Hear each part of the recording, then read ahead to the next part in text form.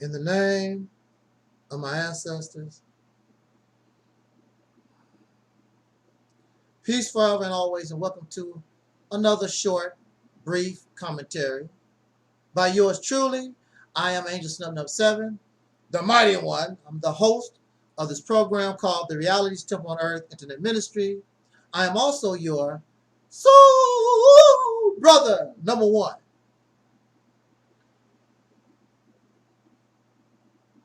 The president in 1963, John F. Kennedy, was assassinated November the 22nd, 1963, if I'm very sure. And there was orders by Elijah Muhammad to his people, his ministers, that you do not comment on the assassination of President Kennedy. What many people don't know is that our soul brother, Minister Malcolm X Shabazz, he was not told, and many believe he was not told purposely. He was intentionally kept in the dark of these instructions. So without the knowledge that his leader instructed his ministers not to say, give any commentary on the murder of John F. Kennedy, Malcolm, when approached by news reporters, began to make a commentary. And the only thing that stood out was he said that it was like chickens coming home to roost.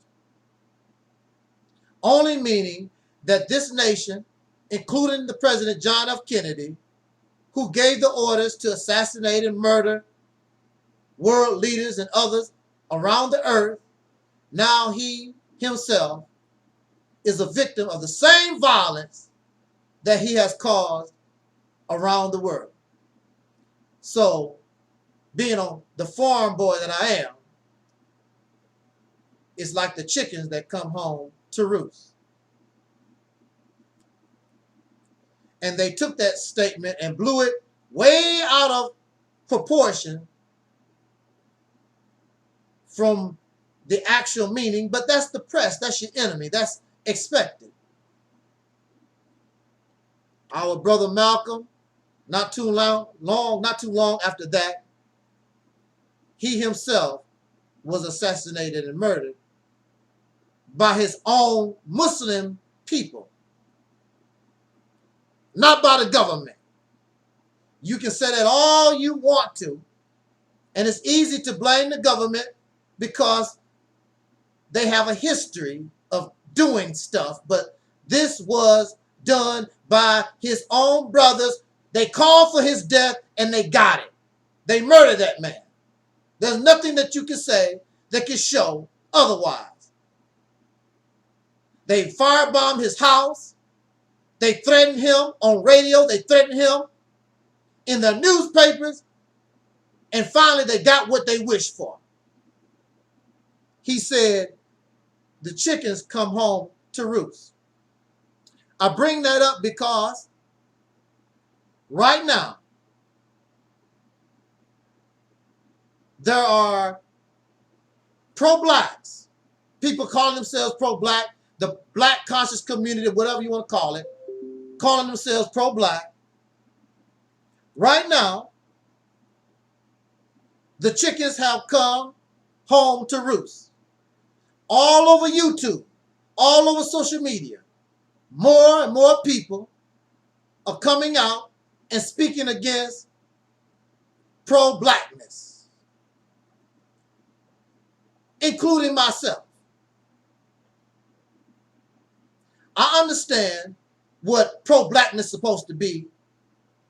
I did it for a long, long time myself. I know what it is. and I know what it is not. I never made mockery. I never talked down to brothers and sisters, no matter who they was. If I wore a bow tie or I was just being pro-black by myself outside an organization. But you have these people that have become so sick in their mind. And for years, nobody really tripped off them. But they go around YouTube and they make videos calling people the ones that they're supposed to care about, they love, I'm for my people, and you call those people nasty names, and you threaten their life.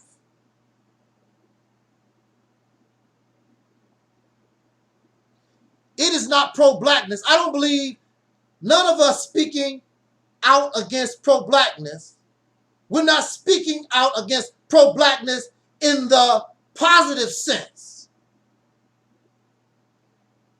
We're not speaking out against your effort to build a school, to open a grocery store, or whatever it is that you try to sell a t-shirt. And mind you, I am not against our brothers and sisters who think this way, and I will support them. Here's a shirt. You may recognize it. The Black Power Cartel, the General Sarah Sudan Seti. Excuse me. Why do I have a shirt produced by the General Sarah Sudan Seti? I met Sarah Sudan Seti, I think it was 2009, 2010. And the only thing he said to me, because I was making videos, a lot of videos talking about him, and he said, "You're the brother that make all them videos about me." He laughed it off. And the reason why I can buy a shirt from the General, not because I'm into that comedic stuff, not because I believe I'm a god and a king and a queen and Hotep and Osiris and all that stuff. No. I bought this shirt to support my brother who treated me with respect. Sarah Sudan Seti and none of these comedic folks except one that I know of have treated me with respect. And when you treat somebody with respect, then you get that in return. So the brother was nice to me, I'm nice to him. He may not agree with what I'm saying, I don't agree with what he's saying, but we're in a good place. These pro-blacks that we talk about, they are the ones out here all over YouTube calling the people that they claim they working for coons and Uncle Toms and bed witches and all kinds of stuff. Gay and all that type of stuff. I just left a brother's channel. He was on here earlier today. And right there in his comment section, he is allowing his people to call me gay and mentally ill. That's what I'm talking about. But he says that's what they do. That's what these pro-black pieces of trash do. That's what they do. Because you won't bow down to them. Got somebody on his platform, I'm Africa and all about Africa. That's your ancestors. Well, you do what you feel that you want to do with them. That's not mine. You don't tell me what's mine.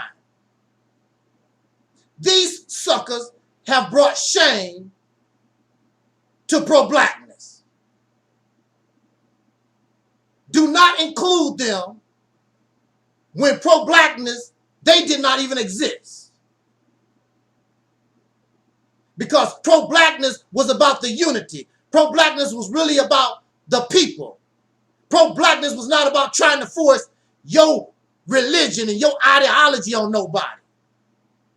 The reason why Marcus Garvey was so successful, I was told, was because he was able, and he was a Christian. Marcus Garvey was a Christian. You never heard him talk about his religion. The only thing he talked about was how to bring the family, the oppressed together.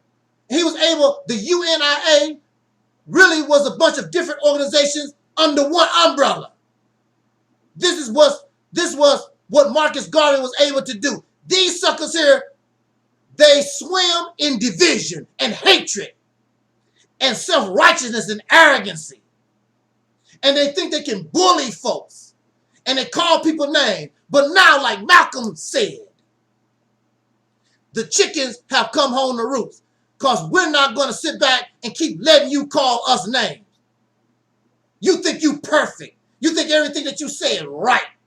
You're going to be challenged. And since you want to call names, it's going to go right back at you. And here they are now, crying. Why are they doing this to me? They filled with self-hate. You the one filled with self-hate. You the one calling your people nigger. You the one calling your women a bed wench and a mammy and all this other stuff. That's you. You are the problem. Don't get these confused with those in the past that called themselves pro-black, and don't get them confused with these brothers and sisters who really love us. These folks here looking for slaves. They're looking for somebody to control. They're looking for somebody to dominate. You ain't gonna get it here.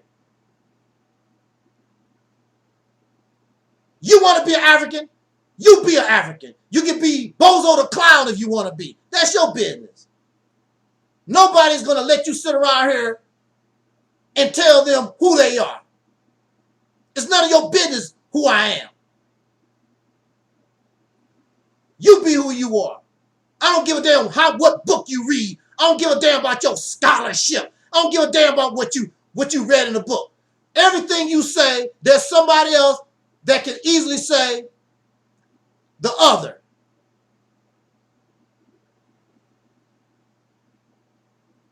You don't tell me who I am. Still got Similac milk dripping from your mouth. You don't know nothing. Tell about somebody ain't done the work. What work do you do? Make a t-shirt. Parade. Walk around in a parade. March. Talk about what you gonna do. Make a DVD. Listen to a speech and debate. What work do you have? You don't have nothing. You don't have no damn work. What little you do don't mean nothing.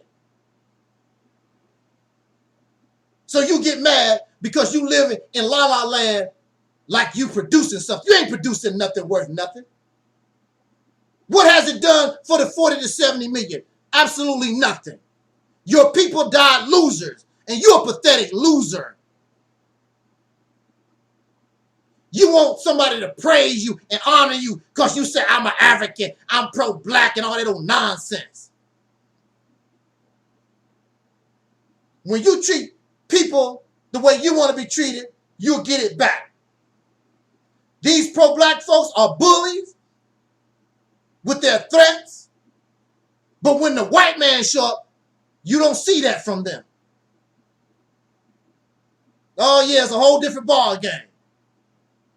Oh, they talk all tough and what I'm gonna do, and I'm from the hood. Yeah.